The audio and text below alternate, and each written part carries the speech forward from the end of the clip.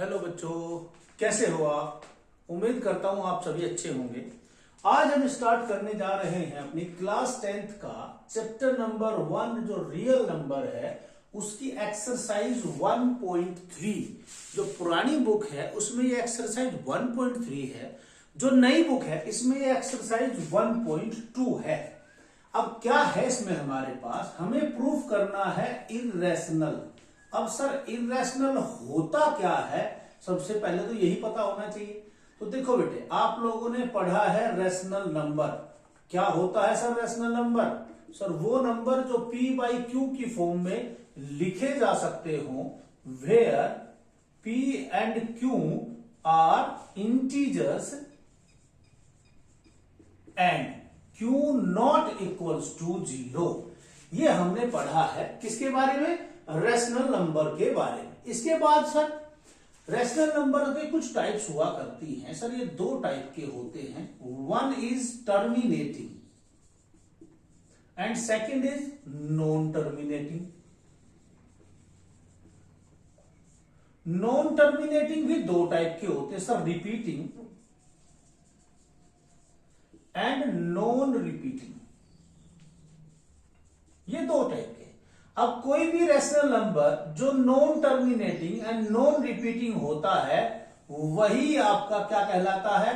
Irrational number कहलाता है। ठीक है सर, नॉन रिपीटिंग और नॉन रेशनल नंबर के कुछ उदाहरण देखिए बेटे। ऐसा कुछ आपके पास दिया गया होता है, या ना ही तो टर्मिनेट हुआ, कंप्लीटली डिवाइड भी नहीं हो रहा है, कोई सेम रिपीट भी नहीं हो रहा, क्योंकि इसमें एक पैटर्न भी फॉलो नहीं होता है। ऐसे ही आपका √2 है, √3 है, √5 है, और बहुत सारे नंबर्स आपके हो सकते हैं। तो यहां इस एक्सरसाइज में हम पढ़ने वाले हैं कि √2 को हम इर्रेशनल नंबर कैसे प्रूफ करेंगे, √3 को एक इर्रेशनल नंबर कैसे प्रूफ करेंगे, और √5 को एक इर्रेशनल नंबर कैसे प्रूफ करेंगे। अगर इनके साथ कोई दूसरा नंबर, कोई इंटीजर मल्टीप्लाई की फॉर्म में हो, डिवाइड की फॉर्म में हो, या प्लस या माइनस की फॉर्म में हो, तो वो नंबर आपका रेशनल होगा या इर्रेशनल, और उसको कैसे प्रूफ करेंगे। ठीक है, चलिए स्टार्ट करता हूं सबसे पहले से। चलिए बेटे, तो सबसे पहला हमारा प्रश्न है, प्रूव दैट √2 इज इर्रेशनल। अगर आपने √2 समझ लिया तो √3 और √5 भी समझ में आ जाएगा। क्या है सर? सबसे पहले जो इर्रेशनल दिया गया उसको रेशनल लिया। लेट अस एज्यूम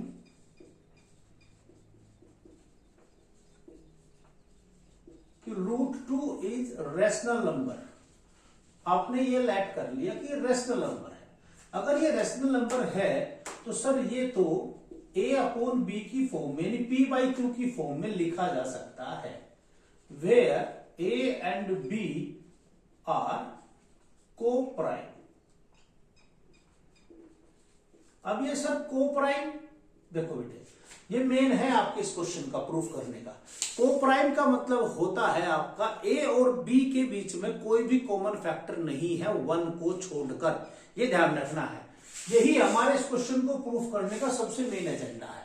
ठीक है, तो देखिएगा a एंड अपॉन b, जहां a और b को प्राइम। अब क्या करें सर, यहां पर क्रॉस मल्टीप्लाई कर दो, तो ये आया आपका √2b इक्वल्स टू a। अब sir squaring on both side, तो जब आप स्क्वायर कर देते हैं, squaring on both side, we have, तो आपके पास आया 2b का square is equals to a square. देखिए बेटे, कोई भी नंबर किसी के इक्वल टू लिखा है, प्लस में कोई नंबर नहीं है, तो आपने पढ़ा है sir a is equals to b q plus r, जहां r आपका रिमाइंडर होगा, यही 0 है, तो आप कह सकते हैं कि जो आप जिससे डिवाइड कर रहे थे वो इसको क्या करेगा? डिवाइड करेगा कंप्लीटली, क्योंकि रिमाइंडर 0 है। तो आप यहां पर a स्क्वायर को डिवाइड कर रहे थे 2 से, तो उसका मतलब कह सकते हो कि 2 डिवाइड करेगा किसको? a स्क्वायर को। इसका मतलब 2 a को भी डिवाइड करेगा। अगर a स्क्वायर को कर रहा है तो इसको भी करेगा। अगर ऐसा है तो सर ऐसा ना कर ले कि a को अगर ये कंप्लीटली डिवाइड करता है तो a इक्वल्स टू 2c यहां पर रखो, तो पुट इन इक्वेशन नंबर 1।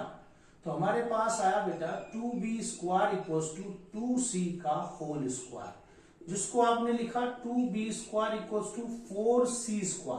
अब 2 से डिवाइड किया, तो जब आप 2 से डिवाइड करते हैं तो आपके पास आता है b² is equals to 2c²। ठीक है, फिर वही सेम कंडीशन कि सर अब b² किससे डिवाइड हो सकता है? 2 से, तो लिखो 2 divides b² and so 2 divides b also. Okay, तो इसका मतलब क्या हुआ sir? Therefore a and b have at least 2 as a common factor. But sir, this is contradict the fact that A and B are co-prime. Sir आपने कहा था कि ए और बी के बीच में कोई भी कॉमन फैक्टर नहीं होगा, और अब आप कह रहे हैं सर कि ए और बी के बीच में क्या है? एक कॉमन फैक्टर है। तो ये तो सर गड़बड़ है, तो यही तो कंट्राडिक्शन है। ठीक है, सो ये कंट्राडिक्शन क्यों अराइज हुई सर, वो देखते हैं। दिस कॉन्ट्राडिक्शन हैज अराइजन, किसकी वजह से हुआ है ये sir? Arisen because of are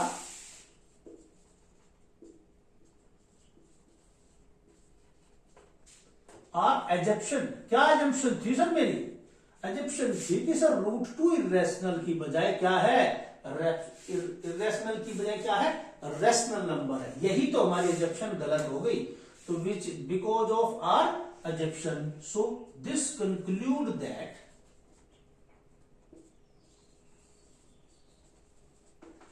√2 is क्या? Irrational my dear. तो बड़ा सिंपल सा प्रोसेस है। आपको करना क्या है? सबसे पहले क्या लेट कर लेना है? रेशनल है। रेशनल है तो सर a बाई बी की फॉर्म में होंगे, इनके बीच में कोई कॉमन फैक्टर नहीं होगा। और लास्ट में हमें यही प्रूफ करना है कि इनके बीच में कॉमन फैक्टर होगा। यहां क्या कहा गया? कॉमन फैक्टर नहीं है। यहां लास्ट में हमने क्या प्रूफ किया? 2 एक कॉमन फैक्टर है। यही इनकी बातों का कॉन्ट्रडिक्शन है कि पहले आप कह रहे थे नहीं है, फिर आप कह रहे हैं। तो इसका मतलब आपका ये जो कंट्राडिक्शन हुआ है वो किस एजप्शन की वजह से? जो हमने स्टार्टिंग में एजप्शन की थी उसकी वजह से। आप यहां पर इनकरेक्ट एजप्शन भी कह सकते हैं, सिंपल एजप्शन भी लिख सकते हैं। तो इसके मतलब क्या हुआ कि हमारा जो √2 है वो रेशनल नहीं, क्या हुआ? इरेशनल हुआ। सेम आपका है √3। चलिए बात करता हूं।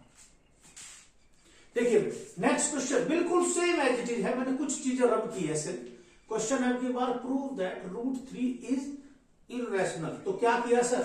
सेम वही, लेट अस अज्यूम कि √3 जो है वो क्या है सर? Rational number. तो फिर √3 इक्वल्स टू क्या होगा sir? a by b. Cross multiply की सर तो √3 into b equals to a। Sir squaring किया तो √3 का स्क्वायर आया सर 3। तो उसका मतलब की बार किसको? a² को कौन डिवाइड करेगा सर? 3। तो a को भी कौन करेगा सर? बिल्कुल सही बात है 3। तो अब लेट क्या करोगे सर? a इक्वल्स टू जहां 2c था तो क्या आएगा सर? 3c। इक्वेशन नंबर 1 में पुट करो तो ये 3b² इक्वल्स टू 3c का होल स्क्वायर। उसका मतलब 3b² equals to sir 9c²। तो उसका मतलब b² equals to sir 3c²। 3 से डिवाइड किया बेटा, तो उसका मतलब क्या हुआ सर? ये तो 3 किसको डिवाइड कर रहा है सर? b² को। तो 3 किसको करेगा? b को भी करेगा। तो सर अब की बार एटलीस्ट कौन कॉमन फैक्टर है sir? 3 as a common factor है। तो जबकि हमारा कंट्राडिक्शन क्या कहता था कि सर ये तो कोप्राइम है, हम कह रहे हैं कि इनके बीच में कॉमन फैक्टर आया। तो अगर ऐसा है तो ये तो कंट्राडिक्शन हुआ सर। ये क्यों हुआ राइज? क्योंकि हमारी एजप्शन क्या थी? गलत थी। तो गलत को सही कर लो। तो सही क्या हुआ कि √3 क्या हो गया बेटा? Irrational number. सेम आपका है √5। चलिए उसकी भी बात करता हूं। चलिए अब बात करता हूं आपकी एक्सरसाइज 1.3 का क्वेश्चन नंबर 1। क्या है कि प्रूव दैट रूट 5 जो है इज इर्रेशनल। तो सर जी सबसे पहले फिर वही बात कि सर हमको तो लेट करना है क्या कि रूट 5 क्या हुआ रेशनल। सर रूट 5 रेशनल है तो वो a बाई बी की फॉर्म में होगा। तो सर जहां a एंड b को प्राइम है तो सर b की अगर मैं क्रॉस मल्टीप्लाई करूं तो root 5 into b equals to a होगा। Sir squaring on both side करते 5b square equals to a square. तो सर 5 किसको डिवाइड करेगा a स्क्वायर को, तो सर a को भी करेगा कि नहीं, यस सर बिल्कुल करेगा। अब लेट किया sir a equals to 5c, अब ये यहां पर रख दिया सर तो ये आया 5b square equals to a square की जगह 5c का होल स्क्वायर। अब ये आया बेटे 5b स्क्वायर, 5 का स्क्वायर कितना होता है सर 25, 5 से डिवाइड किया इसको तो ये आया 5c square, b square equals to 5c square. तो उसका मतलब सर 5 डिवाइड करेगा b स्क्वायर को तो सर b को भी करेगा। तो उसका मतलब इनके बीच में क्या कॉमन फैक्टर आया sir 5 as a common factor. But ये तो a और b तो दोनों को प्राइम थे सर, कॉमन फैक्टर तो होना नहीं चाहिए था। तो उसका मतलब ये तो कॉन्ट्रडिक्शन है। तो ये कॉन्ट्रडिक्शन क्यों हुआ अराइज, क्योंकि हमारी अजम्पशन गलत थी। तो गलत क्या थी कि हमने रूट 5 को क्या लेट कर लिया था रैशनल नंबर, है क्या वो इर्रेशनल नंबर। दैट्स इट, इतना सा ही काम था। तीनों क्वेश्चन सेम है, एक समझ में आया दूसरा तीसरा अपने आप हो जाते। नेक्स्ट क्वेश्चन की बात करते हैं। चलिए नेक्स्ट क्वेश्चन क्या है कि प्रूफ करना है 3 + 2 रूट 5 इज इर्रेशनल। अब की बार इतना सारा कुछ नहीं लिखना होता है, तो फिर क्या लिखना होता है सर, सेम वही कि लेट अस एज्यूम दैट कि ये जो 3 + 2 रूट 5 है ना ये क्या है सर रैशनल है। और अगर ये रैशनल है तो फिर सर ये तो किसके इक्वल होगा a/b के, सिंपल सी। फिर ये सेम चीज लिखो a and b are coprime. Sir उसके बाद सर इस 3 को सबसे पहले राइट हैंड साइड में लेकर जाओ तो हमारे पास आया sir 2 root 5 equals to a/b minus 3, जिसको मैं लिख सकता हूं b एलसीएम लिया तो a माइनस 3b। अब ये 2 सर इसको भी राइट हैंड साइड में लेकर गए तो हमने यहां पर सर क्या मिला root 5 equals to a minus 3b upon 2b। अब देखो बेटे since a b 3 and 2 are integers है कि नहीं, सब इंटीजर्स हैं। तो हुआ क्या सर ऐसा होने से, इसका मतलब क्या हुआ कि a minus 3b upon 2b is rational. तो फिर तो ये सर p/q फॉर्म टाइप है तो रैशनल है। तो इसका मतलब क्या हुआ that is root 5 is rational है सर। क्यों, आपने तो कहा था रूट 5 इर्रेशनल है। अरे भाई रैशनल इर्रेशनल के इक्वल कैसे हो सकता है कि ये रैशनल तो ये भी रैशनल, क्योंकि दोनों इक्वल है। यही तो कॉन्ट्रडिक्शन है। क्या हुआ sir, this contradict the fact that root 5 is irrational. भाई हमारा क्या फैक्ट था कि रूट 5 क्या है इर्रेशनल है, और यहां आप क्या कह रहे हैं रूट 5 क्या है रैशनल है। तो ये कॉन्ट्रडिक्शन क्यों अराइज हुआ, this contradiction has arisen because of our assumption. हमारा जो एजम्पशन हमने जो एजम्पशन किया था उसकी वजह से ये कॉन्ट्रडिक्शन अराइज हुआ है। तो इसका मतलब क्या हुआ, दिस कंक्लूड दैट कि जो आपका आंसर था क्वेश्चन था 3 + 2 रूट 5 क्या लेट किया था सबसे पहले बेटा रैशनल। क्या वो रैशनल अब भी होगा सर, नहीं। क्या होगा सर, वो हो गया इर्रेशनल। क्यों, क्योंकि हमारा एक कॉन्ट्रडिक्शन ने कहा है कि जो कॉन्ट्रडिक्शन अराइज हुआ है वो सिर्फ इसी वजह से क्योंकि हमने ये गलत लेट कर लिया था कि ये जो एजम्पशन है यही गलत थी हमारी। ठीक है, चलिए नेक्स्ट क्वेश्चन की बात करता हूं।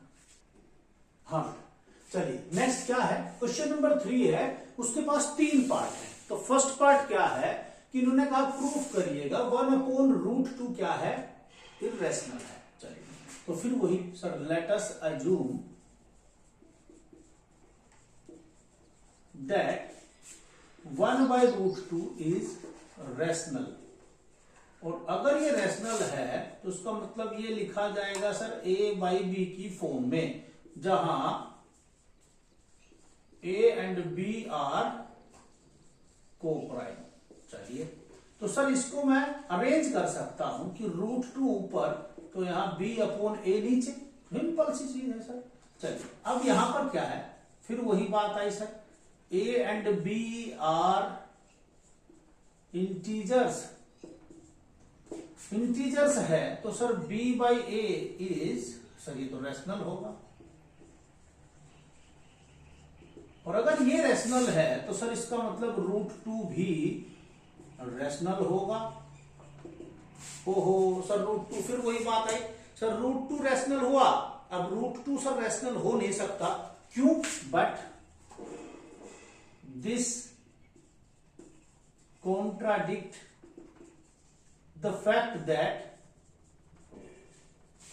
√2 is irrational।